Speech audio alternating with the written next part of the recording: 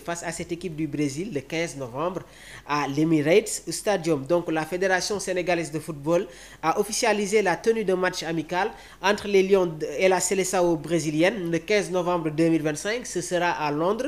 Donc cette rencontre se déroulera à l'Emirates Stadium de Londres, domicile du club anglais. Donc c'est en Angleterre, à Londres, que le Sénégal et le Brésil vont s'affronter pour la troisième fois de leur histoire en match amical. Dans un peu près un mois, ce match s'inscrit dans le cadre de la préparation du Sénégal comme ni ngeen ko xamee pour la Coupe d'Afrique des Nations bi nga xamante ne war na am fële ca Maroc et pour la Coupe du Monde 2026. Donc il marque là la première sortie des Lions avant la CAN prévue du 21 décembre 2025 au 18 janvier 2026. Donc ce sera la troisième confrontation amicale entre le Sénégal et le Brésil. Su ñu defee tuuti historique bi en 2019 les deux équipes s'étaient quittées sur le score de 1 but partout. En 2023 le Sénégal l'avait remporté 4-2 à Lisbonne. Donc ñu ngi ko footballoon Portugal moom la ñu ko footballé woon. Donc à noter que le second match amical est actuellement en discussion selon les propos de la Fédération sénégalaise de football. Il s'agira de préférence d'une rencontre à Dakar avant la CAN.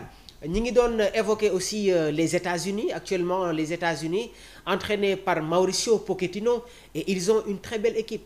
Ils ont une très bonne équipe. ñoom Timothy Weah, donc ñoom Sargent, ñoom Pulisic, donc ñoom Serginho Dest. C'est une très belle équipe, les États-Unis. McKennie qui évolue du côté de la Juventus.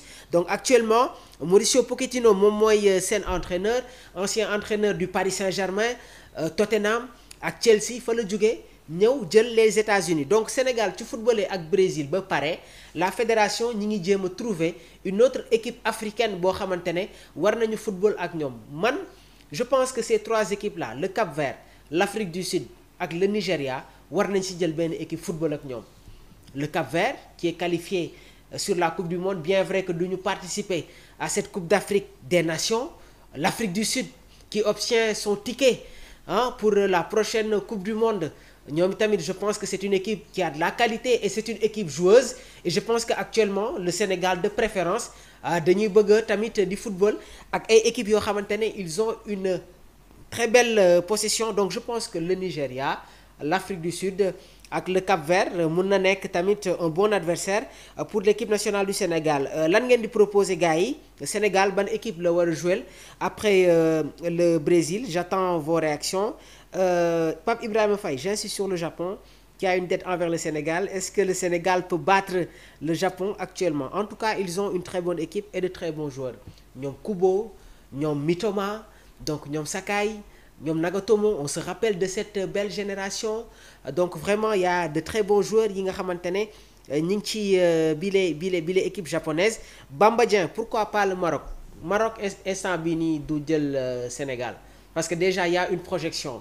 Et je pense qu'actuellement les supporters sénégalais et les supporters marocains li ñu bëgg mooy une finale de la Coupe d'Afrique entre les deux pays. Donc je pense que le Maroc ne prendra pas le risque de se frotter à l'équipe nationale du Sénégal. Donc loolu tamit nañ ci bàyyi xel bu baax a baax a baax. Alors dañuy enchaîner ba tey ak suñu actualité. Sénégal Brésil, jox naa leen déjà l'historique. njëkkoon nañu football benn match mi ngi jeexee woon sur le score de 1 but partout. Deuxième match bi Brésil moo njëkkoon a mené sur le score de 1 but partout. Il y a eu cette égalisation de l'équipe nationale du Sénégal après un CSC de Marquinhos, Sadio Mané qui a été double buteur dans cette rencontre. Donc je pense que l'équipe nationale du Sénégal am na loo xamante ne war nañ ko wane à Londres. Et ñi nga xamante ne ñi ngi doon wax ne que l'équipe brésilienne n'avait pas proposé son 11, mais ñooñu fan la ñu seetaanee ce match-là quand tu as Bruno Guimaraes, Marquinhos, Eder Militão, Danilo, Lucas Paqueta, Richarlison, Vinicius Junior. Ban équipe brésilienne moom lañ ma bëgg a wax? Et quasiment ce sont ces mêmes joueurs que l'on retrouve avec la Seleção de Carlo Ancelotti. ñoom Bruno Guimaraes ñoom Joelinton milieu de terrain buy football ci équipe bi di Newcastle. Bien vrai que il y aura d'autres jeunes joueurs yoo xamante ne dinañu ñëw intégrer la liste de Carlo Ancelotti comme Estevao, la jeune pépite des Blues de Chelsea, João Pedro, ancien attaquant ci équipe bi di Brighton qui joue actuellement avec les Blues de Chelsea. D'autres joueurs yi nga xamante ne ils sont dans le championnat brésilien, mais l'équipe brésilienne avait proposé vraiment benn 11 bu am doole trop face à cette équipe de l'équipe nationale du Sénégal quand même. Donc gars yi nañu bàyyi xel ci analyse yi nga xamante ne des fois ñi ngi koy def au sortir de certaines rencontres. L'équipe nationale du Sénégal propose de très bonnes choses et ça doit être dans la continuité. Aujourd'hui on a un entraîneur boo xamante ne il mise sur l'aspect offensif et je pense que c'est ce qui fait actuellement la force de l'équipe nationale du Sénégal. Alors on va venir sur une actualité. Omar, avant may ñëw sur le cas de Andy Diouf, damay deseni tuuti sur information bi nga xamante ne dafa doon concerner dafa doon concerner Sadio Mané. Déjà rek dañuy ñëw sur les meilleurs buteurs de l'histoire de la sélection football Sénégal, hein. Donc Sadio Mané actuellement am na 49 buts, Henri Camara 31 buts, El Hadj Ousseynou Diouf 24 buts, Mamadou Niang ancien attaquant de l'Olympique de Marseille am na 22 buts, Moussa Sow 19 buts, Ismaïla Sarr 18 buts, Papis Demba Cissé 16 buts, Mamadou Diallo 14 buts, Yatma Diouk 12 buts, Souleymane Sané 12 buts. Donc actuellement gis ngeen écart bi nga xamante ne Sadio Mané am na ko sur les meilleurs buteurs de l'histoire de la sélection. Il est l'identité de l'équipe, c'est une légende vivante du football sénégalais. Et xool leen la liste, xool leen les meilleurs buteurs de l'histoire de la sélection. Henri Camara, un excellent buteur. El Hadj Ousseynou Diouf, Mamadou Niang, Moussa Sow, Ismaïla Sarr moom itamit gis nañ ne que mi ngi progresser sur les meilleurs buteurs de la sélection. Papis Demba Cissé, Mamadou Diallo, Yatma Diouk, Souleymane Sané. Vraiment gars yi Sadio Mané mérite le respect. Encore une fois Sadio Mané mérite le respect. Yenn critiques yi mënul ñàkk ci football waaye nan la ñu war a critiquer Sadio nan la ñu war a critiquer Sadio nañ ciy gën a bàyyi xel. Et il nous a montré que il a toujours sa place dans cette équipe su fi Sadio nekkee ak su fi nekkulee y a une grande différence.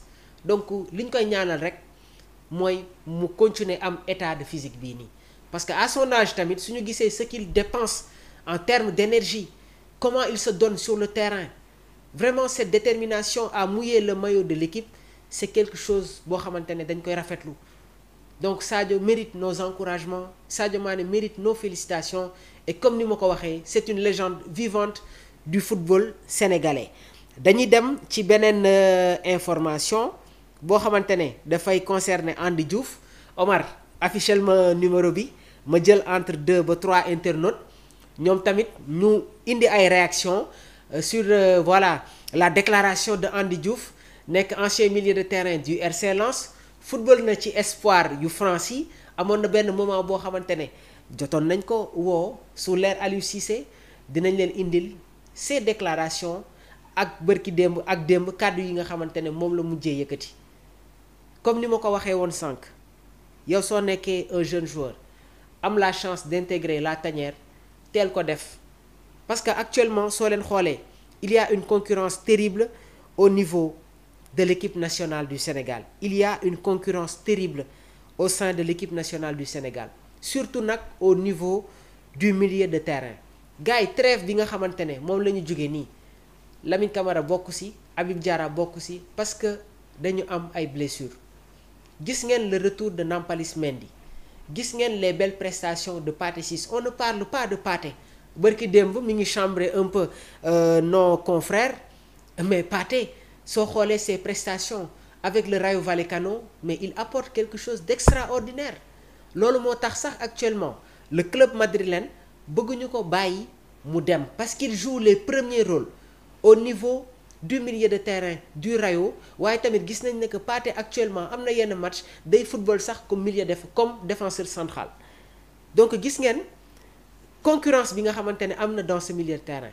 Pape Matar Sarr, Pape Alassane Gueye, Idrissa Gana Gueye, on ne parle pas de lui.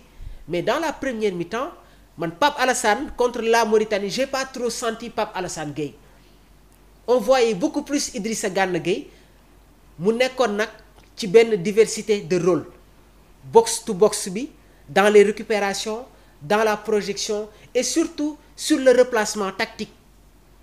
Gana était dans la diversité sur la projection si box to box bi, et par moment sax gis ngeen ne que il avait une position avancée sur les pressings. À chaque fois que l'équipe de la Mauritanie commencé woon nañu di def des jeux au niveau du milieu, xool leen Gana fan lay jóge nekk dans la projection di def les courses, di def les marquages à son âge. Donc day tekki ne que dafa am hygiène de vie. Et man constat bi ma def mooy depuis la coupe du monde 2022 Gana est très régulier avec l'équipe nationale du Sénégal. Et match bu ñu joué woon contre Angleterre, il nous avait énormément manqué face aux Three Lions qui nous avaient éliminés. Mais depuis la coupe du monde 2022, Idrissa Gana Gueye est très régulier en équipe nationale du Sénégal. Donc tey jii nii je pense que Andy Diouf, la dernière décision nag appartient au coach, mais maa ngi ko doon wax